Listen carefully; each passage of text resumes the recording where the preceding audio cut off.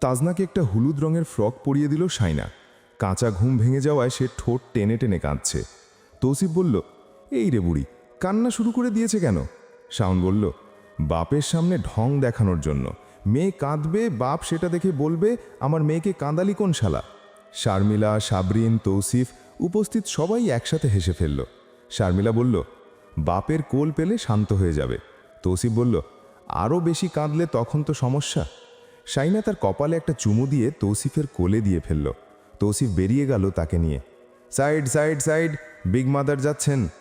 আফসার সাহেব বললেন, নানুমণি আব্বার সাথে দেখা করতে যাচ্ছে, কাঁদছে কেন? তৌসিফ বলল, আপনার নানুমণি এত মানুষের হইচই দেখে ভয় পেয়ে গেছে, তার কান্না থামছে না কিছুতেই। তাই শাহিদা বেগম তৌসিফের কুল থেকে নাতনিকে নিয়ে ফেলে বললেন, দাঁড়াও বাবা, ওর বোধহয় খিদে পেয়েছে, এভাবে নিয়ে যেও না। তিনি নাতনিকে না নিয়ে চলে এলেন।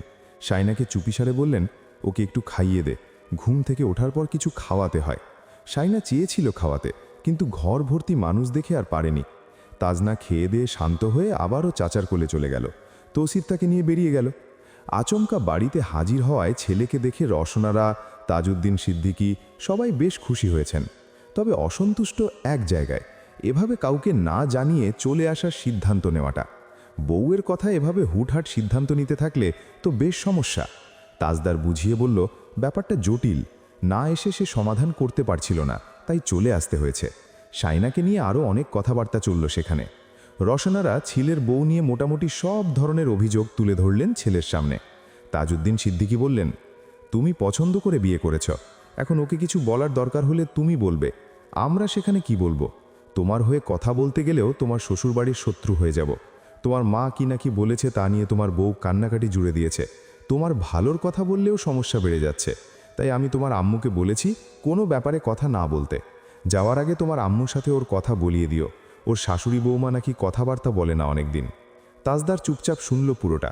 তাসনুভা চা এনেছে। তাজদার চায়ের কাপে চুমুক দিতে দিতে জানতে চাইল, আম্মু কখন ওর সাথে কথা বলা বন্ধ করেছে? আমার চেয়ে আম্মু তো ওকে বেশি চেনে জানে। শাশুড়ি হওয়ার পর সম্পর্ক কি বদলে যায়? তার আশ্চর্য লাগছে। শত্রু তো সে ছিল, সে ওদেরকে পছন্দ করত না, আম্মু করত। আম্মু বরং শাইনাকে প্রোটেক্ট করত। তাহলে তাহলে ছেলের বউ হওয়ার অপছন্দের তালিকায় কেন গেল? এত মনোমালিন্য কেন বাড়তে লাগলো? রসনারা তাকে খুলে বলল যা যা হয়েছে। তিনি নিজে যা বলেছেন তাও আড়াল করলেন না, কারণ তাজদার পরে শাশুড়ির মুখে জানার পর মাকে ভুল বুঝবে। তাজদার সবটা শোনার পর হাত দিয়ে মুখ মুছল, বলল, নুভা তখন কোথায় ছিলে? তাজনুভা ছটফটিয়ে উঠে বলল, আমি তখন ছিলাম না, যদি থাকতাম তাহলে আম্মুকে আটকাতাম। আমি জানি এই সময়টা খুব সেন্সিটিভ, আম্মুর ওই কথাটা বলা উচিত হয়নি। আম্মুও ভাবতে পারেনি শাইনা অতটা রিয়্যাক্ট করবে। মনে মনে যদিও সে ভয় পাচ্ছে শাইনা তার ব্যাপারে ভাইয়াকে কিছু বলেছে কিনা। পরে সে নিশ্চিন্ত হলো এটা ভেবে প্রেগনেন্সির শুরু থেকে এখন পর্যন্ত সে শাইনাকে এমন কিছু বলেনি যার জন্য শাইনা রিয়্যাক্ট করতে পারে। বরঞ্চ শাইনার আচার আচরণ বিরক্ত লাগলে সে নিজেকে সংযত রেখেছে। এমনকি এই কয়েক সপ্তাহে সে না শাইনার সামনে গিয়েছে, না কোনো কথা বলেছে। তার মনে হয়েছে শাইনা এখন এমন একটা স্টেজে আছে, তাকে এখন ভালো কিছু পরামর্শ দিলেই তার বিরক্ত লাগতে পারে। ভাইয়া যেহেতু দেশে নেই, কিছু দেখতে পাচ্ছে না, সেহেতু কিছু ভুলভাল শুনে অহেতুক টেনশন করবে এই সব নিয়ে। ভাইয়াকে পীড়া দিয়ে লাভ নেই। তাজদার মাথা হেট করে বসে রইল। পুরো ব্যাপারটা ঘেটে গেছে। প্রথমত ঝামেলার উৎপত্তি তার দিক থেকে শুরু হয়েছে, নইলে আম্মু কিছু বলবে এমন সিচুয়েশন তৈরি হতো না। প্রশ্রয়টা তার দিক থেকে পেয়েছে। রসানারা চুপ করে রইলেন। ছেলের সামনে এমন লজ্জাজনক পরিস্থিতিতে পড়তে হবে এটা তিনি কখনো ভাবেননি। আজকের পর থেকে ওর বউকে নিয়ে কোনো কথাই বলবেন না তিনি। রায়হান তাজদারকে এত দুশ্চিন্তাগ্রস্ত দেখে বলল, তুই এত চাপ নিস না, শাইনাকে বুঝিয়ে বললেও বুঝতে পারবে। আম্মু তুমিও এমন বেফাস কথাবার্তা বলবে না। তোমাদের ছেলে পছন্দ করে বিয়ে করেছে, বড় লোক ছোট লোক যাই হোক, ও পছন্দ করে বিয়ে করেছে, একটা মেয়েও হয়ে গেছে। এখন এইসব বলে কি হবে? নাতনির মুখের দিকে তাকিয়ে অন্তত কথা বলবে। তোমরা পরিস্থিতি জটিল করে ফেলেছ, এখন ওকে এসে সমাধান করতে হচ্ছে। রসানারা ছেলের মাথায় হাত রাখলেন, ছেলেকে যতটা সম্ভব সান্ত্বনা দিলেন। তাজউদ্দিন সিদ্দিকী বললেন, বাদ দাও, সংসারে এমন অনেক কিছু হবে, তোমার মায়ের ওকে কিছু বলার অধিকার আছে। অধিকার থাকলেই সব বলা যায় না। অবশ্য এটা বলতে গিয়ে তিনি নিজেই আটকে গেলেন। শাইনার মুখে এই সম্পর্ক ভাঙার কথা ওঠার আগ অবধি তার মনে হয়নি, তার মাথায় আসেনি একটা কথা থেকে অনেক ভয়াবহ ঝামেলার সৃষ্টি হতে পারে। কথার উপরেই একটা সম্পর্ক বেঁচে থাকে। এই দুর্বল নড়বড়ে সম্পর্কের সুতোটা শক্ত হওয়ার আগেই ছিঁড়ে যাচ্ছে শুধু কথার জন্য। এখন সবটা কিভাবে ঠিক করবে সে? মাথার রগ দপদপ করছে। তাজদার মা বাবার ভাই বোনের সাথে কথা বলায় তখনও ব্যস্ত ছিল।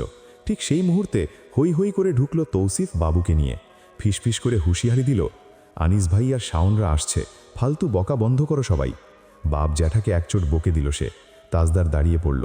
এতক্ষণের গুমোট পরিবেশ মুহূর্তেই পাল্টে গেল বাবুর আগমনে। সে হাত বাড়িয়ে দিল। তৌসিফ তার কোলে তুলে দিতে দিতে তিতলি আর তাসনুভাকে বলল, ফুল নিয়ে আয়। ঝিমলি ফুল নিয়ে এলো। তাজদারের কোলে বাবুকে দিতেই উপর থেকে ফুল ঝরে পড়তে লাগলো বাবা মেয়ের মাথার ওপর। তাজদারের ঠোঁটে হাসি ফুটল। নিজের অংশ, নিজের অস্তিত্ব, নিজের রক্ত। কপালে প্রথম পিতৃস্পর্শ রাখল সে। তারপর কপালে, গালে অবিরত ছোট্ট ছোট্ট চুমুতে ভরিয়ে দিল নিজের মাথা দিয়ে। মেয়ের মুখের ওপর ছাদ হয়ে দাঁড়ালো, যাতে মুখে ফুলের পাপড়ি না পড়ে। আনিস তিতলিকে উদ্দেশ্য করে বলল, হয়েছে, আর ফুল ছিটানোর দরকার নেই, বাবুর চোখে পড়বে। তাসনুভা হাতের মুঠোয় থাকা ফুলের পাপড়িগুলো তার মুখের ওপর ছুঁড়ে মেরে হনহনিয়ে চলে গেল। সব কিছুতে ওনার নাক গলাতে হয়। আনিস চুল থেকে পাপড়ি ঝেড়ে দুলাভাইদের সাথে গিয়ে বসল। শাইনার বড় দুলাভাই বললেন, বেআইন হুট করে রেগে গেল কেন? আনিস শোনেনি এমন ভাব ধরে বলল, ওর আমাদের বাড়িতে যাওয়া দরকার ছিল। কেকটা কাটুক। আনিস আর শাইনার দুলাভাইদের সাথে তাজদারের মোলাকাত আসার সাথে সাথেই হয়েছে। কিছুক্ষণ আগে কেক আর মিষ্টি সন্দেশের পার্সেলটা রিসিভ করতে গিয়েছিল আনিস। তাজদার বিকেলে জানিয়েছিল সে এয়ারপোর্টে নামবে কিছুক্ষণ পর। কথাটা শোনার পরে আনিস স্তব্ধ হয়ে গিয়েছিল। সে ভাবতেও পারেনি তাজ তাকে সত্যি সত্যি বলছে। তাজদার নিজেই মিষ্টি, সন্দেশ, কেক অর্ডার দিয়ে রেখেছিল, আনিসকে রিসিভ করে নিতে বলেছে। সেগুলো রিসিভ করে নিয়ে এসেছে আনিস। রসানারা মধু নিয়ে এলেন ছোট্ট একটা পেয়ালা করে। তাজদারকে বলল, আঙুলে করে একটু খাইয়ে দাও।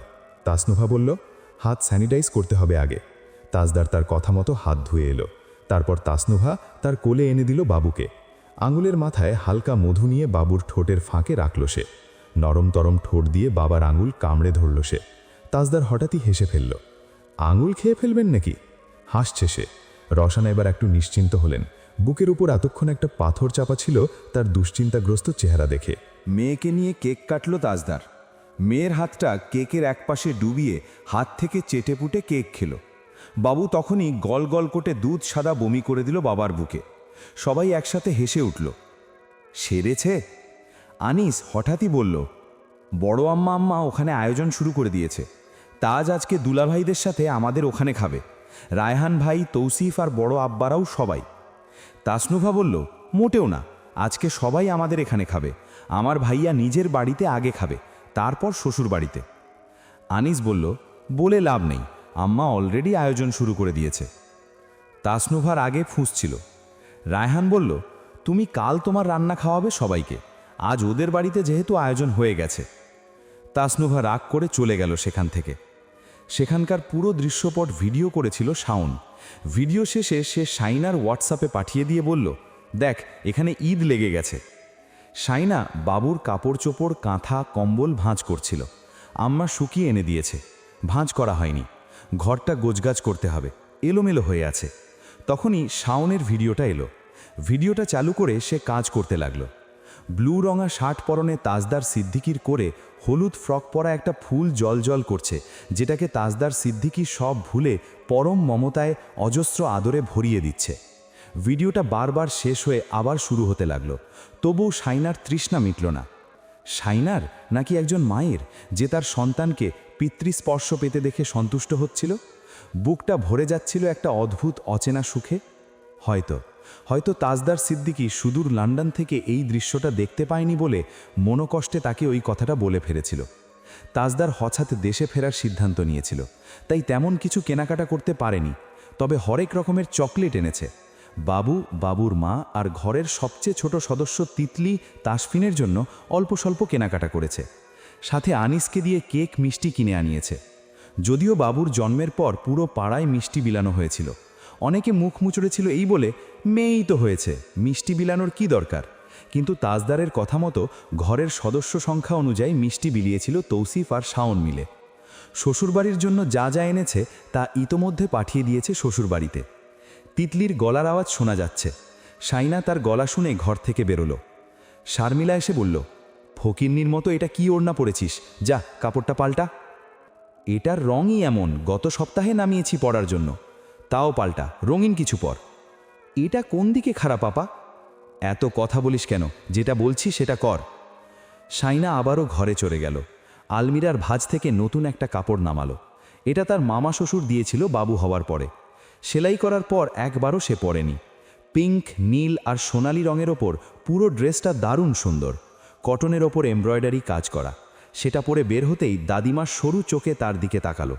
সাইনা বলল, এভাবে তাকাচ্ছ কেন? লাল টকটকে কিছু পরতে পারোস নাই? সাইনার কিছু বলতে ইচ্ছে করল, কিন্তু সে নিজেকে সংযত করল, কারণ সে কিছু বললেই দাদিমা এমন কিছু তাকে বলবে যেটা সে সহ্য করতে পারবে না, চিৎকার দিতে ইচ্ছে করবে। শারমিলা এসে বলল, এটা ঠিক আছে, মুখে কিছু মাখ, মুখটা কেমন করে রেখেছিস, এত শুকনো কেন? আপা বেশি কথা বলো তোমরা, বাবু কাঁদছে, নিয়ে আসো। বাবুর কান্নার শব্দ আরও গাঢ় হচ্ছে। আম্মা বাবুকে নিয়ে আসো, কাঁদছে। শাহিদা বেগম বললেন, কাঁদুক, ওর বাপের কোলেই কাঁদছে। আনিস ভেতরে ঢুকে এলো, বলল, আম্মা শাওনকে বাজারে পাঠাচ্ছি, কিছু লাগলে বলো, ও নিয়ে আসবে। ভাবি ফ্রুটস আছে কিনা দেখো। সাবরিনা এসে বলল, আপেল শেষ হয়ে গেছে, আর হ্যাঁ মিষ্টি দই লাগবে, আর কিচ্ছু লাগবে না। শাহিদা বেগম বললেন, আইসক্রিমের কথা বলবা না? ও হ্যাঁ, আইসক্রিম আছে অল্প, আরও লাগবে, ভ্যানিলা ফ্লেভারের টানতে বলেন। শাওন এসে আনিসের হাত থেকে টাকা নিয়ে বাজারের উদ্দেশ্যে রওনা দিল। আশরাফ এসে বলল, আম্মা আব্বা কোথায়? তাজ এসেছে। সাবরিনা? সাবরিনা মাথায় কাপড় তুলতে তুলতে সাড়া দিল, জি। দাদিকেও নিয়ে আসো। জি আসছি। শাহিদা বেগম শাশুড়ি আর পুত্রবধূকে নিয়ে বসার ঘরে গেলেন। পর্দার আড়ালে দাঁড়িয়ে সালাম দিয়ে বলল, সবাইকে চমকে দিয়েছেন ভাইয়া। তাজ অল্প করে হাসল মেয়েকে সামলাতে সামলাতে। হ্যাঁ, কেমন আছেন? আছি আলহামদুলিল্লাহ ভালো। বুড়ি কাঁদছে কেন? নিশ্চয়ই কোনো অসুবিধা হচ্ছে, এত ভারী ফ্রকটা পরানোর দরকার ছিল না। আচ্ছা, আমি একটা পাতলা গেঞ্জি নিয়ে আসি। সাইনা? জি। সাইনার সারা বসার ঘর অব্দি চলে এলো, তাজদার সিদ্দিকির কানেও। সাবরিনা যেতে যেতে বলল, বাবুর জন্য একটা পাতলা গেঞ্জি দাও। সেই ফাঁকে শাহিদা বেগমের সাথে, আফসার সাহেবের সাথে, দাদিমার সাথে তাজদারের অনেক কথোপকথন চলল। সবাই খুব আস্তে ধীরে কথা বলছিল, যাতে সাইনার কান অবধি না যায়। শেষের দিকে দাদিমা বললেন, আচ্ছা, মিয়া যখন এসে পড়েছে তখন তার বিবিকে সে সামলে নেবে, তোমরা অত টেনশন করো না। আর কি বলো নাজ জামাই? তাজদার মুচকি হাসল। দাদিমা জানতে চাইলেন, মেয়ে কার মতো হয়েছে? আমার মতোই, স্বভাব নিশ্চয়ই মায়ের মতো হবে। শান্ত? রাগ ওঠার অবধি সবাই শান্ত। দাদিমা হেসে বললেন, মা মেয়ে দুটোই মাথা খাবে এবার। দল কার ভারী হয়েছে বোঝা যাচ্ছে না এখনো। দাদিমা হাসলেন। শাহিদা বেগম নাস্তার আয়োজন করে ফেলেছেন। তাজদার মানা করে দিল, সে আর কিচ্ছু খাবে না, শুধু এক মগ কফি হলেই যথেষ্ট, মাথা ধরে আছে। আনিস বলল, তুই সাইনার সাথে দেখা করে আয়, কফি পাঠাচ্ছি আমি। এখন দরকার নেই, পরে। আনিস রান্নাঘরের দিকে চলে গেল। সাইনা ঘরে ঢুকল। বাবু মায়ের কোল পেয়ে শান্ত হয়ে গেছে। সাইনা তাকে বিছানায় শুইয়ে একটা পাতলা টি শার্ট পরিয়ে দিয়ে নাকে নাক ঘষে আদর করল। তাজদার সেটা দেখে ওয়াশরুমে ঢুকেছে মুখ ধুতে। তিতলি ঘরে উকি দিল। হাই! সাইনা চমকে তাকালো তার দিকে। তিতলি বড় বড় কয়েকটা বক্স এনে ঘরের মেঝেতে রাখল। তারপর তাজদারের শার্ট প্যান্ট সাইনার কাঁধে ঝুলিয়ে দিয়ে হেসে বলল, আমার ভাইয়ার সাথে কথা না বললে আমিও বলি না, ভাইয়া গোসল করবে, এগুলো দিয়ে আসো, বাই। বলেই মেচে কুদে লাফিয়ে লাফিয়ে চলে গেল। সাইনা যেভাবে বসেছিল সেভাবেই বসে রইল। তাজনা হাত দুটো নেড়ে নেড়ে আবারও কাঁদছে। তাজদারের গলা ভেসে এলো, সাইনা, তিতলি কাপড় এনে দিয়েছে? সে ওয়াশরুমের দরজা খুলে একটা হাত বাড়িয়ে দিল। সাইনা তার বাড়িয়ে দেয়া হাত দেখে নতুন তোয়ালে বের করে ওয়াশরুমের সামনে গিয়ে কাপড় চোপড় বাড়িয়ে দিল। তারপর মেয়ের কাছে চলে এলো। ঘরের আলো নিভিয়ে দিয়ে মেয়েকে বুকে টেনে পিঠে হাত বুলিয়ে দিতে লাগলো। তাজনা খেতে খেতে থেমে গিয়ে আবার মায়ের মুখের দিকে তাকালো। সাইনা তার কাণ্ড দেখে হেসে মাথায় আদর করে পিঠে হাত বুলিয়ে দিতে দিতে বলল, ঘুমান। কিছুক্ষণ পর ডিম লাইটটা জ্বলে উঠল। সাইনা চোখ মেলে আয়নার দিকে তাকাতেই দেখল তাজদার সিদ্দিকি তোয়ালে দিয়ে মাথা মুছতে মুছতে তাদের দিকে তাকাচ্ছে। তাজদার হঠাৎই আয়নার দিকে তাকিয়েছে মনে হতেই সে চোখ বন্ধ করে শুয়ে রইল। মা মেয়ের নড়াচড়া নেই দেখে সে দরজা বন্ধ করে একবার উঁকি দিল। বোঝা যাচ্ছে না কিছু। সে আরেকটু ভালো করে উঁকি দিল, কিন্তু মা মেয়ের নড়াচড়া পাওয়া গেল না। সে ধীরে ধীরে পাশে শুয়ে সাইনাকে ডিঙিয়ে তাজনাকে দেখার চেষ্টা করল। চোখ বন্ধ। মায়ের বুকের উষ্ণতায় মুখ গুজে দুগ্ধ পান করছে নির্বিকার, নিশ্চিন্ত, অপার্থিব শান্তিতে। তাজদারের মনে হলো তার জীবনে দেখা সব সুন্দর দৃশ্যকে ছাপিয়ে গেছে এই মুহূর্তটি। এমন সুন্দর দৃশ্য সে আর কখনো দেখেনি। শাইনা এতক্ষণ ঘুমের ভান ধরে থাকলেও আর চুপ থাকতে পারল না। ওড়না টেনে সে নিজেকে আর মেয়ের মাথাটাকে ঢেকে দিয়ে চোখ বন্ধ করে শুয়ে রইল। লজ্জা শরমের মাথা খেয়ে হাঁ করে কি দেখছে? আজব তো। তাজদার হাত বাড়িয়ে ওড়নাটা সরিয়ে দিল। তারপর শাইনার মাথায় ধীরে ধীরে ঠোঁটের স্পর্শ রাখল। শাইনার শরীরটা অজান্তেই কেঁপে উঠল। নিঃশ্বাস ভারী হচ্ছে। অনেকটা ফোপানির মতো শ্বাস টানল সে। ঠিক উঠে যাওয়ার সময় গালে এসে ঠোঁট চেপে দিল তাজদারের ঠোঁট জোড়া। ক্ষণিকের জন্য পৃথিবীর সব শব্দ তখন হারিয়ে গেছে বলে মনে হলো। তাজদারের ঠোঁট জোড়া, মুখটা তার গালে চেপে বসে রইল। এতেই সব শক্তি ক্ষয়। এটাই তার দিকে প্রশ্ন ছুড়ে দেয়নি? আর কতবার কতভাবে তুমি বুকের সাথে লেপ্টে থাকা শিশুটিকে, গালের সাথে লেগে থাকা স্পর্শটুকুকে, তাজদার সিদ্দিকীকে অস্বীকার করবে? তাজদার ফিসফিস করে জানতে চাইল, আমাকে দেখে তুমি খুশি হওনি? জবাব না দিয়ে নিজেকে সামলে নিয়ে শোয়া থেকে উঠে গেল শাইনা। তাজদার নিঃশব্দে বিছানার কিনারায় নামল। শাইনা ঠিক দরজা খুলতেই হঠাৎ এক ঝটকায় তাজদার তার হাত শক্তভাবে আঁকড়ে ধরে নিজের দিকে টেনে নিয়ে তাকে চারপাশ থেকে জড়িয়ে ফেলল। আর কোনোভাবেই পালানোর রাস্তা রাখল না, পালাতে দিল না। শাইনা অবাক চোখে তার মুখের দিকে তাকালো চোখ তুলে। তাজদার একটা নিঃশ্বাস ফেলে নিস্তেজ কণ্ঠে বলল, আমার সাথে মুখোমুখি দাঁড়িয়ে কথা বলো। যা ফোনে বলেছিলে তা সামনাসামনি বলো। আমার দিকে তাকাও। আমি গত 2 রাত ঘুমাতে পারিনি। আমি জানি না আমি কি পেয়েছি জীবনে, কিন্তু এটুকু বুঝতে পারছি আমি খুব বড় কিছু হারাতে যাচ্ছি। তোমার সব অভিযোগ আমাকে খুলে বলো। কিন্তু শাইনা ধীরে ধীরে বলল, কিছুক্ষণ আগেই মেসেজ এসেছে, কাবিনের টাকা নিশ্চয়ই। থ্যাঙ্কস। ভাবিনি এত তাড়াতাড়ি দিয়ে দেবেন।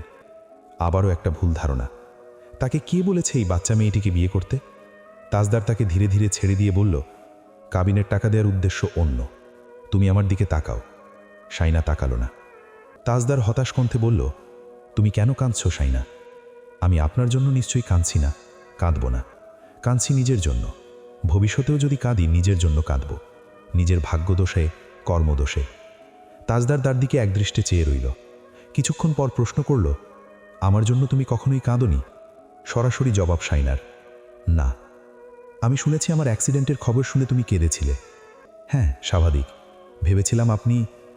তাজদার তাকে বাকিটা বলতে না দিয়ে বলল, মরে যাব? শাইনা অকপটে বলল, হ্যাঁ। তাজদার জিভ দিয়ে ঠোঁট ভিজিয়ে বলল, এখন তুমি আমাকে ছেড়ে থাকতে চাও? হ্যাঁ। তাজদার হালকা ঝুঁকে তার মুখের দিকে চেয়ে বলল, তখন আমি খুব বাঁচব? কথাটা শুনে তার দিকে চোখ তুলে তাকালো শাইনা। তাজদার তার হাত ধরতে যেতেই শাইনা হাত সরিয়ে ফেলে পিছিয়ে গিয়ে কাঁপা স্বরে ধরা গলায় বলল, I have no emotions for you. Okay, no means not ordinary. You have extraordinary feelings for me. মিথ্যে। তাজদার জোরপূর্বক হালকা হাসার চেষ্টা করল। এটাই সত্যি। তুমি আমাকে ভালো না বেসে নিজেকে বিজয়ী ভাবার এক অদ্ভুত যুদ্ধে নেমেছিলে। এখন যখন বুঝতে পারছো জিতছ না, বরং হারছ, তখনই কষ্টটা তোমার গলায় এসে আটকে যাচ্ছে। শাইনা চলে যেতে চাইলে তাজদার বলল, পালিয়ে পালিয়ে কতদিন থাকবে মমতাজ? শাইনা থেমে গিয়ে তার দিকে তাকালো। এই লোকটা কেন এসেছে আজকে? তাকে মেরে ফেলতে? তাজদার ঠোঁটের কোণায় হালকা বিদ্রুপাত্মক হাসি টেনে বলল, ছোট থেকে যাকে ঘৃণা করে এসেছো তার ঘর করতে হচ্ছে, এটা তোমার কাছে একটা হার। সবচেয়ে বড় হার, তার বাচ্চার মা হয়েছ। তার চেয়েও বড় হার, তার জন্য তোমার মন পুড়ছে। অস্বীকার করবে? শাইনার চোখের জলে গাল ভিজে যাচ্ছে। তাজদার তার গালের একপাশে আলতোভাবে নিজের হাত রাখল। শাইনা তার চোখের দিকে তাকালো। হাতের এই স্পর্শটুকু অল্প, কিন্তু তার ভেতরটা জ্বলে পুড়ে যাচ্ছে। তাজদার তার ডান গালে আঙুল বুলিয়ে বুলিয়ে ভেজা গাল মুছে দিতে দিতে বলল, বাহ্যিক সৌন্দর্যে মুগ্ধ হয়ে তোমাকে বিয়ে করেছি, এ কথা সত্য। তাই মাঝে মাঝে আমার নিজের মনেই সন্দেহ হতো কখনো তোমার প্রতি বিরক্তি এসে পড়ে কিনা। কিন্তু আজ আমি নিজের প্রতি সন্তুষ্ট। I love all your faults, mistakes, over thinking, insecurities, imperfections, stubbornness, moods, anxieties, everything that makes you, you. Shaina তার চোখের দিকে চেয়েই রইল। তার বাম চোখ থেকে এক ফোঁটা জল গড়ালো সাথে সাথে। ভেজা গালটা সাথে সাথে মুছে দিতে দিতে তাজদার বলল, আমি পারফেক্ট নই। আমি শত চেষ্টা করলেও তোমার মতো হতে পারবো না। তবে তুমি 1000টা অভিযোগ জমাও। আমি অভিযোগের ভার না নিতে পেরে একদিন তোমার মন মতো হয়ে উঠব। সেই একদিনটা মৃত্যুর আগ অবধি যে কোনো একদিন আসবেই। কিন্তু প্লিজ আমাকে ছেড়ে যাওয়ার কথা বলো না। আমাকে ছেড়ে তুমি কোথায় যাবে? তার চেয়ে বড় কথা, আমি কোথায় যাব? আমার দিকে একটু ভালো করে তাকাও। শাইনা তাকালো। চোখ মুখ ফুলে উঠেছে। তাজদার দুহাত তার দু গালের পাশে রাখতেই শাইনা ফুপিয়ে উঠে আবারও চেপে গেল। তাজদার বলল, লোকটা ভীষণ খারাপ না? তোমাকে খুব কষ্ট দিই, বিনিময়ে তুমিও আমাকে কষ্ট দাও, কিন্তু পালিয়ে যেতে চাইছো কেন? পালিয়ে গেলে আমাকে মুক্তি দেওয়া হয়ে গেল না? তুমি আমাকে মুক্তি দেবে কেন? এই যা, আমি আবারও তোমাকে জোরাজোরি করছি। তোমার আমার সম্পর্কটাই অমন, যাই করি না কেন সবটাই দোষের। শাইনা দাঁড়িয়ে রইল, তার চোখ থেকে নীরবে জল গড়াচ্ছে। তাজদার তার হাত তুলে হাতের উল্টো পিঠে একটা চুমু খেয়ে বলল, আর রইল কাবিনের টাকাটা। মানুষ নিয়ম বানিয়েছে বউ দিয়ে ফেলার সময় কাবিনের টাকা দেয়ার, আমি নেওয়ার সময় দিলাম। আমি তোমার কাছ থেকে তোমাকে নিয়ে নিলাম পুরো কাবিনের টাকাটা দিয়ে। রাতের খাবার দাবার সবাই মজা করে খেয়েছে। খাওয়ার সময় তাজদার জানালো তারা কাল ঢাকায় চলে যাবে, ফ্ল্যাটে থাকবে যে কয়দিন আছে, তারপর শাইনাকে বাড়িতে দিয়ে চলে যাবে। তাজউদ্দিন সিদ্দিকী বলল, তোমার যা ইচ্ছা। শাইনা রান্নাঘরটা সবার হাতে হাতে সামলে দিয়ে ঘরে এসে দেখল বাবা মেয়ে একই ভঙ্গিতে ঘুমোচ্ছে, পা একটা লম্বা করে আরেকটা একটু কুড়িয়ে।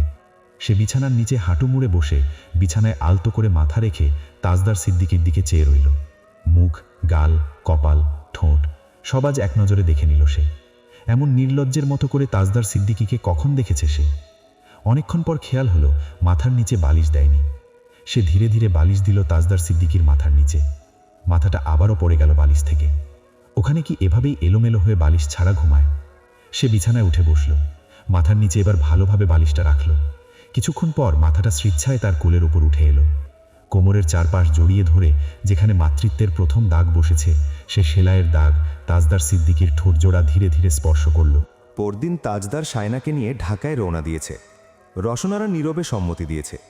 তাজদার মায়ের মন খারাপ বুঝতে পেরেছিল, তাই কথা দিয়েছে একদিন আগে সে ফিরে আসবে, বাড়ির সবার সাথে সময় কাটাবে, এমনকি তার মামার বাড়িতে গিয়েও ঘুরে আসবে। তখন রসনারা খুশি হয়েছিল। আকাশপথের সংক্ষিপ্ত যাত্রা শেষে তারা যখন ঢাকা শাহজালাল আন্তর্জাতিক বিমানবন্দরে নামল, তখন বিকেলের রোদেলা আকাশটা কিছুটা মলিন হয়ে এসেছে। চট্টগ্রাম থেকে বিমানে আসায় ক্লান্তি খুব একটা হয়নি, তবে শাইনার চোখে মুখে এক ধরনের মুগ্ধতা ছিল। মেঘের উপর দিয়ে ওড়ার প্রথম অভিজ্ঞতা সে নিজের অজান্তেই বারবার তাজদারের কাছে গল্প করছিল। তাজদার চুপচাপ তার এক্সাইটমেন্ট দেখছিল আর মনে মনে ভাবছিল ইউকে গিয়ে যখন সেখানকার দর্শনীয় স্থানগুলো সে দেখবে তখন তার উত্তেজনা কেমন হবে। যদিও এইবার সম্ভব না, তার চতুর্থ বর্ষের ফাইনাল শেষ হওয়ার পর ইনশাল্লাহ। বিমানবন্দর থেকে তাজদারের ব্যক্তিগত গাড়ি তাদের নিয়ে রওনা দিল গুলশানের উদ্দেশ্যে। যানজট টানে যখন তারা গুলশানের অভিজাত সেই বাড়িতে পৌঁছালো, তখন সন্ধ্যা ঘনিয়ে এসেছে। ফ্ল্যাটের লিফট থেকে বের হয়ে তাজদার যখন চাবি দিয়ে দরজা খুলল, শাইনা কিছুক্ষণ স্তব্ধ হয়ে দাঁড়িয়ে রইল। বিশাল ড্রয়িং রুম, কাঁচের দেয়াল দিয়ে বাইরের শহরের আলোকসজ্জা দেখা যাচ্ছে। সাজানো গোছানো আধুনিক ঘরটি তার কাছে একদম রূপকথার মতো মনে হলো। তাজদার দরজা খুলে বলল, ওয়েলকাম শাইনা মুমতাজ, আপনার শাহজাহান আপনার জন্য ছোট্ট একটা রাজমহল বানিয়ে রেখেছে। শাইনার কোলে বাবু তখনও ঘুম। সে বাবুকে বুকের সাথে ধরে চারপাশে তাকালো, তারপর মৃদুস্বরে বলল, থ্যাঙ্কস, মোস্ট ওয়েলকাম। তাজদার হালকা মাথা নুইয়ে তার ধন্যবাদ গ্রহণ করে ভেতরে যেতে বলল। শাইনা মেয়েকে বিছানায় রেখে এসে ধীর পায়ে বারান্দায় গিয়ে দাঁড়ালো। নিচে গুলশানের ব্যস্ত রাস্তা, নামিদামি সব রেস্তোরাঁ আর মানুষের আনাগোনা। চট্টগ্রামের সেই শান্ত স্নিগ্ধতা এখানে নেই যদিও। তাজদার পাশ থেকে বলল, ফ্রেশ হয়ে নাও, আমি ডিনারের অর্ডার দিচ্ছি, আজ বাইরে যাচ্ছি না। শাইনা তার দিকে ফিরল, তারপর মাথা দুলিয়ে সাই জানালো, তার এখানে ভালো লাগছে।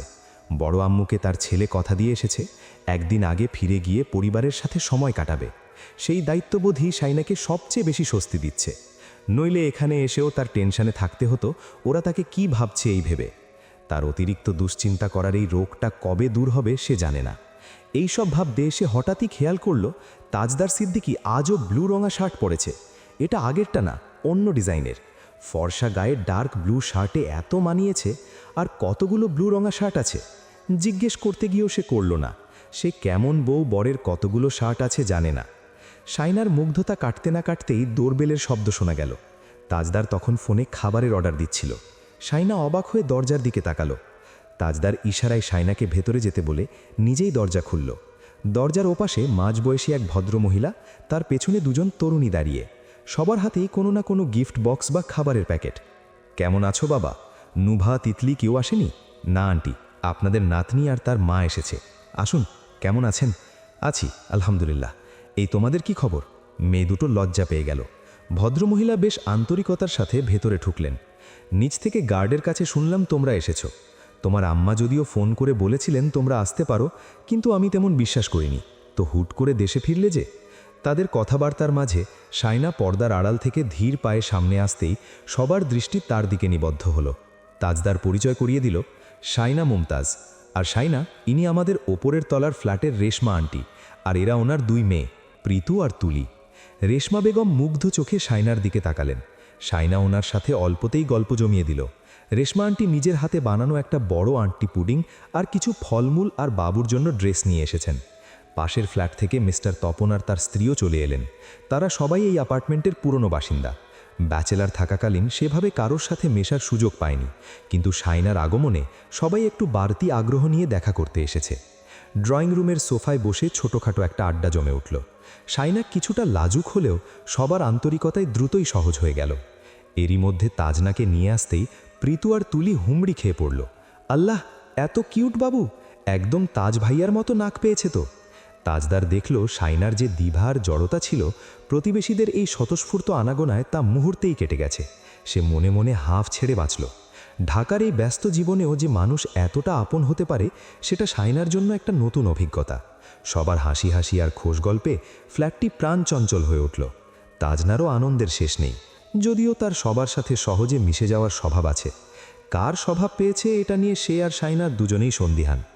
শাইনার ছোটবেলায় এই স্বভাবটা ছিল, সবার সাথে মিশত, সবার ঘরে যেত, মান অপমান বুঝত না অতটা।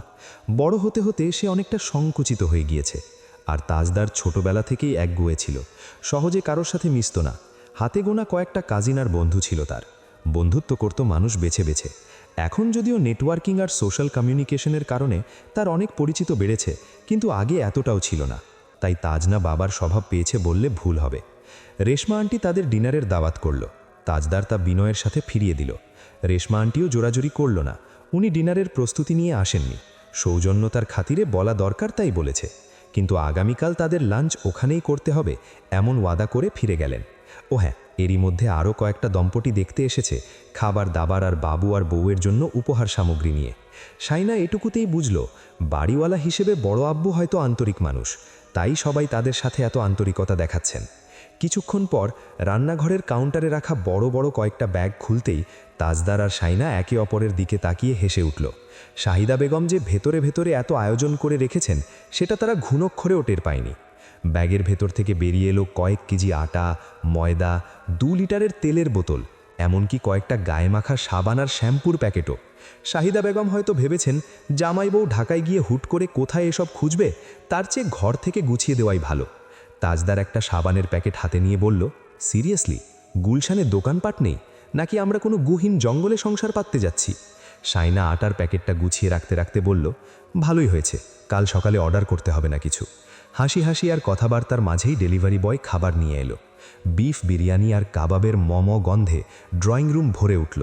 তাজদার খাবারগুলো টেবিলে সাজাতে সাজাতে বলল, লিসেন শাইনা মুমতাজ, আম্মা যেহেতু এত কষ্ট করে আটা পাঠিয়েছেন, কাল সকালে কিন্তু আমি গরম গরম হাত রুটি খাবো, কোনো এক্সকিউজ চলবে না।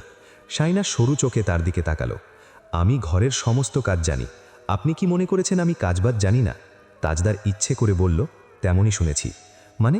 রান্নাবান্না একটা বেসিক স্কিল, এটা আমি পারবো না আপনি ভাবলেন কি করে? আপনি ভুলে যাচ্ছেন আমি কয়েক মাসে প্রস্তুতি নিয়ে IELTS দেয়া মেয়ে। আমার স্কোর দেখে কেউ ভাবতে পারবে না আমি এত অল্প সময় প্রস্তুতি নিয়েছি। তাজদার তার গড়গড় করে বলা কথা মনোযোগ দিয়ে শুনে যাচ্ছে গম্ভীর হয়ে। মনে হচ্ছে এই প্রথম তার সাথে কোনো জড়তা ছাড়া, সংকোচ ছাড়া, কোনো মেকি ভাব ছাড়াই এত সাবলীলভাবে কথা বলছে শাইনা মুমতাজ। শাইনা কথা বলতে বলতে তার দিকে তাকিয়ে থেমে গেল। তাজদার তাকে ওভাবে তাকিয়ে থাকতে দেখে সে চুপসে গেল। তাজদার তার দিকে এগোতে এগোতে ঠোঁট উল্টে বলল, মেন্টার কে ছিল? মানে? শাইনা অবাক হলো। পিছিয়ে যেতে যেতে তার বুক বরাবর হাত ঠেলে দিয়ে ঠান্ডা গলায় বলল, ঘরের মানুষের কাছে পড়ে কজন এমন স্কোর এনেছে সেটা আগে দেখান। তাজদার এক চুলো পিছু হটল না, বরং শাইনার হাতটা সুকৌশলে নিজের হাতে পেঁচিয়ে নিয়ে তাকে চট করে টেনে নিল নিজের আয়ত্তে। শাইনার শ্বাস আটকে এলো। চোখে চোখ লেখে ঠোঁটের কোণে অল্প করে আত্মবিশ্বাসী হাসি ঝুলিয়ে তাজদার বলল, মেনে নিলাম, স্টুডেন্ট ভালো ছিল, ব্রিলিয়েন্ট ছিল, but remember, a brilliant student shines brighter under the right mentor. তাজদারের এই অকস্মাৎ আক্রমণে সায়না কিছুটা হতচকিয়ে গেছে। বুকের ভেতর হৃৎপিণ্ডের ধুকপুকানিটা এক লাফে বেড়ে গেল কয়েক গুণ। সে ছাড়িয়ে নেওয়ার চেষ্টা না করে বরং স্থির দৃষ্টিতে তাকালো তাজদারের চোখের দিকে। তাজদার তার মুখের কাছে মুখ ঝুঁকিয়ে ফিসফিস করে বলল, স্কোর সবাই দেখেছে, মানলাম, কিন্তু এই স্কোরের পেছনে যার রাত জাগা পরিশ্রম আর শাসন ছিল তার কথা কে বলবে? সায়না মুখটা অন্যদিকে ঘুরিয়ে নিয়ে তাচ্ছিল্যের সুরে বলল, শাসন না শোষণ সেটা নিয়েও বিতর্ক হতে পারে। তাজদার সাথের বাঁধন আর একটু শক্ত করে ধরে নিজের দিকে সায়নাকে আরও 1 ইঞ্চি টেনে নিল। শোষণই সই, তবে এই রেজাল্টের পর রিওয়ার্ডটা কিন্তু আমার পাওনা। সেটা দিতে কিপটেনি করছেন কেন মিসেস সিদ্দিকী? সায়নার গাল দুটো মুহূর্তেই রাঙা হয়ে উঠল। সে নিজেকে সামলে নিয়ে গম্ভীর হওয়ার ভান করে বলল, আপনার পাওনা মিটিয়ে দেব, তবে আগে হাতটা ছাড়ুন, কেউ দেখে ফেলবে। তাজদার ভ্রু নাচিয়ে বলল, এখানে কেউ নেই এটা ভুলে যাওয়ার ভান করে লাভ হবে না। পাওনা কিভাবে মেটাবেন সেটার প্রসেস সম্পর্কে একটা ডিসকাশন চলুক খেতে খেতে। No way. তাজদার কিছু বলতে যাবে, তন্মধ্যেই তাজনা কেঁদে উঠেছে। সায়নার ঠোঁটের কোণে তির্যক হাসির রেখা ফুটে উঠল। তাজদার তাকে ছেড়ে দিয়ে গুরুতর ভঙ্গিতে পাশ কাটিয়ে চলে গেল মেয়ের কাছে। সায়না দাঁড়িয়েই রইল। উফ, জান আর একটুর জন্য বেরিয়ে আসছিল। হঠাৎ হঠাৎ মানুষের রূপ পাল্টাতে সে কখনো দেখেনি। গিরগিটি সিদ্দিকী। সায়না বিরিয়ানি আর কাবাবগুলো টেবিলে গুছিয়ে রাখল, কিন্তু তার মন পড়ে রইল অন্য কোথাও। ড্রয়িং রুম থেকে তাজনার খিলখিল হাসির শব্দ আসছে। একটু আগে যে বাচ্চাটা কাঁদছিল, বাবার কোলে যেতেই তার কান্না উধাও। তাজদার সিদ্দিকী বাচ্চা সামলাতে বেশ পটু, এটা সায়না স্বীকার করতে বাধ্য। খাবার টেবিলে বসার পর তাজদার একদম স্বাভাবিক। সে আয়েশ করে বিরিয়ানি মুখে দিয়ে বলল, এই রেস্তোরাঁটার টেস্ট একদম বদলায়নি, খেয়ে দেখো। সায়না চুপচাপ খেতে শুরু করল। তাজদার হঠাৎ বলল, কাল লাঞ্চের পর আমরা একটু বেরোবো, কিছু শপিং করা দরকার। সায়না বলল, আমি যাব না। তাজদার খাওয়া থামিয়ে সায়নার দিকে তাকালো, তারপর গম্ভীর হয়ে খেতে লাগলো চুপচাপ। ওকে। সায়না তার মুখের দিকে চেয়ে রইল কিছুক্ষণ, তারপর মৃদুস্বরে বলল, আচ্ছা যাব। যেতে হবে না। যাব। আমিই যাব না। সায়না আর কথা বাড়ালো না। এই লোকটার সাথে তর্কে জেতা অসম্ভব। খাওয়া শেষ করে সায়না যখন প্লেটগুলো সরাচ্ছিল, তাজদার পাশ দিয়ে যাওয়ার সময় ফিসফিস করে বলে গেল, আমি কাল এখানে পড়ে পড়ে ঘুমোবো, কোথাও যাচ্ছি না। বলেই গটগট পায়ে হেঁটে ভেতরে চলে গেল। সায়না মন খারাপ করে দাঁড়িয়ে রইল। রাতের গভীরতা বাড়ার সাথে সাথে গুলশানের বাইরের কোলাহল কিছুটা স্তিমিত হয়ে এসছে, কিন্তু সায়নার মনের ভেতর অশান্তিটা কমছে না। তাজদার রাগ করেছে কিনা সেটা সে বুঝতে পারছে না। মানুষটা হুট করে যেমন সহজ হয়, পরক্ষণেই আবার বরফের মতো জমে যায়। সায়নার রান্নাঘর গুছিয়ে ড্রয়িং রুমে এসে দেখে তাজদার সেখানে নেই। সে ধীর পায়ে বেডরুমে ঢুকল। দেখল তাজনা বড় বিছানার ঠিক মাঝখানে দুহাত ছড়িয়ে গভীর ঘুমে আচ্ছন্ন, আর তাজদার বিছানার একপাশে হেলান দিয়ে ল্যাপটপে কি যেন টাইপ করছে। চোখে রিডিং গ্লাস, কপালে হালকা ভাঁজ। সায়না ঘরে ঢোকা সত্ত্বেও সে একবারও তাকিয়ে দেখল না। সায়না আলমারি থেকে নিজের কাপড় বের করে ফ্রেশ হতে ওয়াশরুমে গেল। ফিরে এসে দেখল তাজদার ল্যাপটপ বন্ধ করে লাইট নিভিয়ে দিয়েছে। শুধু বেডসাইড ল্যাম্পের মৃদু নীলাভ আলোয় ঘরটা মায়াবী হয়ে আছে। তাজদার পাশ ফিরে শুয়ে আছে, মনে হলো ঘুমিয়ে পড়েছে। সায়না বিছানার অন্য পাশে সাবধানে বসল, যাতে তাজনার ঘুম না ভেঙে যায়। কিছুক্ষণ স্তব্ধ হয়ে বসে থাকার পর সে তাজদারের পিঠের দিকে তাকিয়ে নিচু স্বরে ডাকল, শুনছেন? ওপাশ থেকে কোনো সাড়া নেই। সায়না আবার একটু জোরে বলল, কথা বলবেন না? তাজদার এবারও নড়ল না। সায়নার খুব কান্না পেল। সে একটু এগিয়ে গিয়ে তাজদারের কাঁধে হাত রাখল। আমি তো যেতে চেয়েছি, আপনি কেন জেদ করছেন? তাজদার এবার ঝট করে সায়নার হাতটা ধরে সায়নাকে নিজের দিকে টেনে নিয়ে বেশ গম্ভীর গলায় বলল, আমার জেদ নাকি তোমার অবহেলা? আমি চেয়েছিলাম এই কটা দিন তোমাকে আর তাজনাকে নিয়ে একটু নিজের মতো সময় কাটাতে, আর তুমি প্রথমেই বলে দিলে যাব না। সায়না অপরাধীর মতো মাথা নিচু করে রইল, কাঁপা গলায় বলল, সরি। সে এই প্রথম সরি বলল। কি আর কখন বলেছে মনে নেই। তাজদার এবার তার কপালে আলতো করে নিজের কপাল ঠেকিয়ে ফিসফিস করে বলল, আমার পাওনাটা দিয়ে দাও চটজলদি। সায়না তার বুকে মুখ লুকালো শক্তভাবে। তাজদার হতাশ হয়ে তাকে দুহাতে জড়িয়ে ধরে বলল, ওকে, কাল সকালে হাত রুটি খাইয়ে মিটিয়ে দেবে। সায়না মাথা নেড়ে সায় দিল। তাজদার তার কপালে একটা আলতো চুমু খেয়ে তার মাথায় নিজের মুখ ঠেকিয়ে তাজনার দিকে চেয়ে রইল। বাইরে তখন ঝিরিঝিরি বৃষ্টি শুরু হয়েছে। গুলশানের সেই আধুনিক ফ্ল্যাটের ভেতর এক টুকরো প্রশান্তি আর ভালোবাসা ধীরে ধীরে ডালপালা মেলতে শুরু করেছে সবে। পরদিন সকালে সায়নার ঘুম ভাঙল তাজনার কান্না আর জানালা দিয়ে আসা রোদের ঝিলিক দেখে। গুলশান হলেও এই অ্যাপার্টমেন্টের চারপাশটা বেশ খোলামেলা। সে ফ্রেশ হয়ে রান্নাঘরে গিয়ে দেখে তাজদার অলরেডি কফি মগ হাতে নিয়ে ব্যালকনিতে দাঁড়িয়ে ফোনে কথা বলছে। ব্লু নয়, এখন সে পরেছে একটা ছাই রঙের টি শার্ট। ট্রাউজারের পকেটে এক হাত গুজে সে যখন ইংরেজিতে কারোর সাথে প্রফেশনাল আলাপ করছিল, সায়না আড়াল থেকে কিছুক্ষণ তাকিয়ে রইল। তারপর ঝটপট আটা মেখে গরম গরম রুটি আর ডিম ভাজি তৈরি করার কাজে লেগে গেল।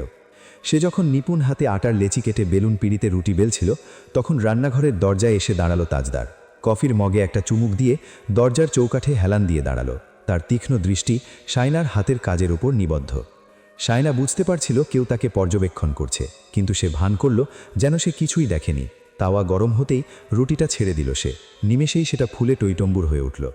তাজদার ভ্রু কুঁচকে খানিকটা মুগ্ধতা নিয়ে বলল, বাহ, আমি তো ভেবেছিলাম রুটিগুলো ম্যাপের মতো হবে। শাইনা রুটিটা নামিয়ে রাখতে রাখতে আর চোখে তার দিকে তাকালো। মুখে একটা বিজয়ী হাসি ফুটিয়ে বলল, গোল রুটি বানানো একটা আর্ট বাবুমশাই। তাজদার একটু এগিয়ে এসে কাউন্টারের উপর কফির মগটা রাখল। তারপর ঠিক শাইনার পাশে দাঁড়িয়ে উনুনের উত্তাপটা অনুভব করতে করতে বলল, আর্টটা যে ভালোই রপ্ত করেছ সেটা মানতেই হচ্ছে। শাইনা কড়াইয়ে ডিম ছাড়ল। তাজদার অপলক কিছুক্ষণ শাইনার রান্নার ভঙ্গি দেখল। শাইনার অবিন্যস্ত চুলগুলো বারবার মুখের ওপর এসে পড়ছিল। সে হাতের উল্টো পিঠ দিয়ে বারবার তা সরানোর চেষ্টা করছিল। তাজদার হঠাৎ হাত বাড়িয়ে শাইনার কানের পাশ থেকে অবাধ্য চুলের গুচ্ছটা সরিয়ে দিল। শাইনা থমকে গেল।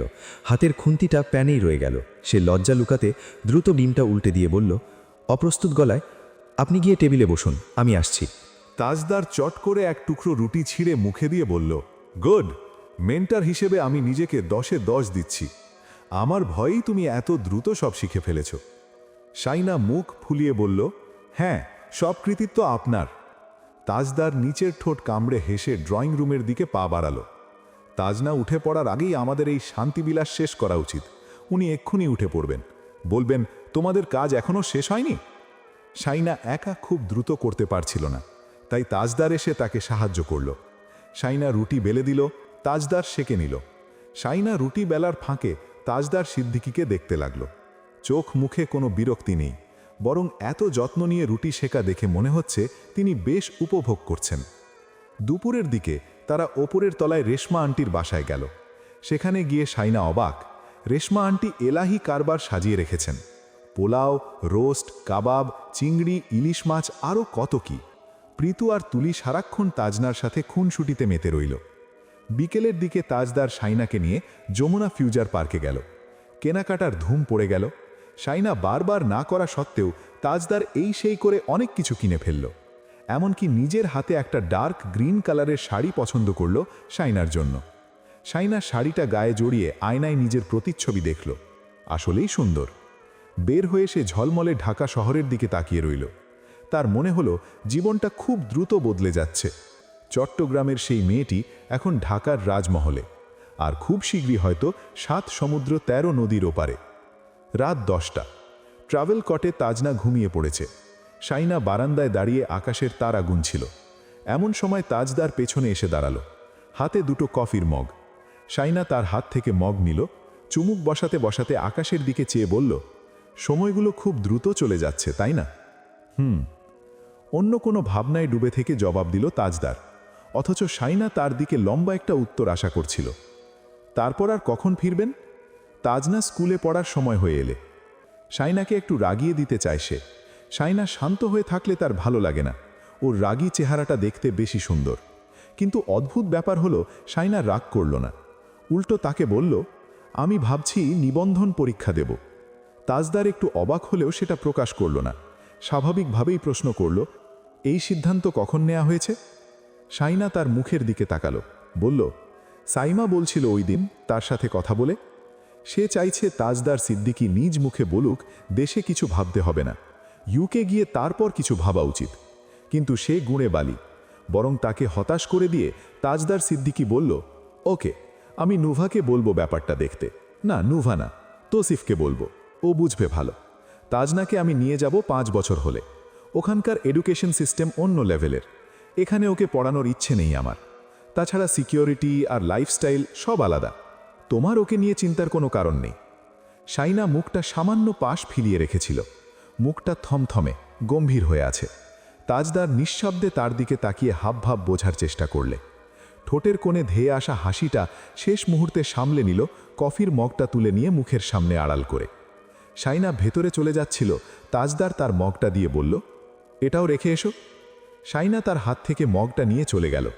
তাজদার কিছুক্ষণ পরেই তাকে ডাকল, শাইনা, আমার সাদা শার্টটা খুঁজে দাও। শাইনা তার শার্টটা খুঁজে দিল। রাতের বেলায়ও শার্ট পাল্টাতে হয়। সে শার্টটা দিয়ে চলে গেল। এটা সেই শার্ট যেটার সব বোতাম শাইনা একসময় ছিঁড়ে নিয়েছিল। আবার সব বোতাম নিজেই লাগিয়েছে। তাজদার শার্টের বোতাম খুলতে খুলতে শাইনাকে আবারও ডাকল, ল্যাপটপ চার্জ হয়েছে কিনা দেখো তো। শাইনা গটগট পায়ে হেঁটে হেঁটে তার আদেশ চুপচাপ পালন করে যাচ্ছে। তাজদার ইচ্ছে করেই আবারও আদেশ দিল, বিছানার চাদরটা পাল্টে দাও। শাইনা তাই করল। বিছানার চাদর পাল্টে ঘাড় ফিরাতেই দেখল বেড সোফায় তাজদার সিদ্দিকী উদাম গায়ে বসে এদিকেই চেয়ে আছে। মুখ দেখে বোঝার উপায় নেই সে শাইনার সাথে মজা করছে। মনে হচ্ছে সে বেশ গম্ভীর হয়ে কোনো জটিল কিছু চিন্তা করছে। শাইনা বিছানার চাদরটা তার দিকে ছুঁড়ে মারল। তাজদারের শরীর ঢেকে গেল। সে চাদরটা মুখের ওপর থেকে সরিয়ে আরও গম্ভীর মুখে শাইনার দিকে চেয়ে রইল। শাইনা বারান্দায় চলে গেল। নিজের রাগ সংবরণ করতে করতে খেয়াল হলো তাজদার সিদ্দিকী শার্টের বোতাম লাগাতে লাগাতে এসে পড়েছে। সে স্বাভাবিকভাবেই দাঁড়িয়ে রইল। তাজদার জানতে চাইল, কোনো সমস্যা? শাইনা মাথা নাড়ল। ঘুম? একটু পর। ওকে। সে মাথা নামিয়ে ফোনে চোখ রাখল। তা আর চোখে খেয়াল করল শাইনা। তাকে ঢাকায় এনেছে ফোনে চোখ ডুবিয়ে রাখার জন্য? কিছুক্ষণ চুপচাপ দাঁড়িয়ে থাকার পর সে যখনই চলে যেতে নিল তখনই ফোনে চোখ ডুবিয়ে রাখা অবস্থায় তার কবজি শক্ত হাতে ধরে হেঁচকা টেনে নিজের কাছে টেনে নিয়ে এলো তাজদার সিদ্দিকী। শাইনা তার মুখের দিকে অবাক জলজলে দৃষ্টিতে তাকাতেই তাজদার ফোনটা পকেটে রাখতে রাখতেই মাথা নামিয়ে তার চিবুকে চুমু খেল। শাইনা সরে যাওয়ার চেষ্টা করল। নিজেকে ছাড়িয়ে নিতে না পেরে রেগেমেগে বলল, I hate you, but I love you more. I hate you more. Tajdar তাকে হালকা ঠেলে দিয়ে দেয়ালের সাথে চেপে দাঁড় করিয়ে ধীরে ধীরে বলল, ভাগ্যিস আল্লাহ আমাকে মগজ দিয়েছে তোমার লাভ ল্যাঙ্গুয়েজ বুঝতে। শাইনা ক্ষিপ্ত হয়ে বলল, কোনো লাভ টাফ কিছু নেই। তাজদার তাকে টেনে আরও মুখোমুখি নিয়ে এসে বলল, তাহলে আর 10 বছরেও দেশে ফিরব না। এই যে এখন ছুঁয়ে আছি তোমাকে, তুমি আমাকে ছুঁয়ে আছো, এটা আগামী 10 বছরে আর সম্ভব হবে না। বলেই তার চিবুক জুড়ে চুম্বন করতে লাগল। শাইনা কেঁপে কেঁপে উঠল। ধরা গলায় বলল, লাভ নেই বলেছি, ক্ষতি নেই তো বলিনি। তাজদার সিদ্দিকী তাকে দু হাতে বুকের সাথে আষ্টে পৃষ্ঠে জড়িয়ে নিতে নিতে মনে মনে প্রশান্তিময় হাসল। এটাই সেই মুহূর্ত, সেই স্পর্শ, সেই স্বীকৃতি যেটার একটাতেও কোনো ভনিতা নেই। তার কোনো অধিকার নামক দাবি নেই, শাইনা মমতাজের কোনো আপত্তি নেই। তারপর? শাইনা ছোট্ট করে প্রশ্ন করল, তারপর আর কি? তারপর দুটো মানুষ, একটা পুতুল আর একটা ঘর। কি হবে এসব দিয়ে? তাজমহল। শাইনা তার বুকের সাথে একদম লেপটে গিয়ে বলল, তাজমহল একটা কবর। তাজদার তার মাথায় চুম্বন করে বলল, কবরই তো। আমাদের সব বিদ্বেষ, অহংকার, মনোমালিন্য, প্রতিশোধ স্পৃহা, রেষারেশি, হিংসা, হিংস্রতার চিরশায়িত কবর। আর এই কবরের উপরেই আমরা যে সংসার সাজাবো সেটাই আমাদের তাজমহল। তাসনুভা পুকুর পাড় থেকে এসেই রাগে ফোঁস করে যাচ্ছে। ঝিমলি তার হাবভাব দেখে বলল, কিরে রায়বাঘিনী, কোন পোকা কামড়ে দিল? কি দেখলি? হঠাৎ এমন ফোঁস-ফসানি কেন? তাসনুভার মুখ মুছে বিরক্তি উপচে পড়ছে। তারপর সে ঝিমলিকে যা বলল তাতে ঝিমলি হাঁ হয়ে গেল। একটা নীল রঙের চেক লুঙ্গি আর সাদা আর নীল টি শার্ট পরা লোক বাড়ির পেছনে পাকা ঘাটের ওপর বসে বিরহের গান শুনতে শুনতে গল্পগুজব করছে। গানগুলো শুনলেই ঝিমুনি চলে আসে। ঝিমলি অবাক হয়ে জানতে চাইল, কে সে? তাসনুভা ধপ করে বিছানায় বসে বলল, আর কে? আনিস ভাই। ঝিমলির চোয়াল ঝুলে পড়ার মতো অবস্থা। আনিস ভাই? তো উনি সারাদিন স্যুটবুট পরে বসে থাকবেন। আজ অফ ডে, তাই পুকুর পাড়ে একটু সময় কাটাচ্ছেন বন্ধুবান্ধব নিয়ে। তাসনুভা পিঠের নিচে বালিশ দিয়ে হেলান দিয়ে বুকে হাত ভাঁজ করে বসে বলল, উনাকে একদম সুন্দর লাগছিল না। লুঙ্গি মানে ওইসব লুঙ্গি ফুঙ্গি কেন পরতে হবে? ঝিমলি টেবিলের উপর ঝুঁকে গালে হাত দিয়ে তার দিকে চেয়ে রইল সন্দিহান দৃষ্টিতে। তাসনুভা তার দিকে না তাকিয়েই এক নাগাড়ে বলে গেল, এইসব লুঙ্গি পরা ছেলে পেলে সে জীবনেও বিয়ে করবে না। তার জন্য পাত্র দেখার সময় যেন খোঁজ নেওয়া হয় পাত্র লুঙ্গি পরে কিনা।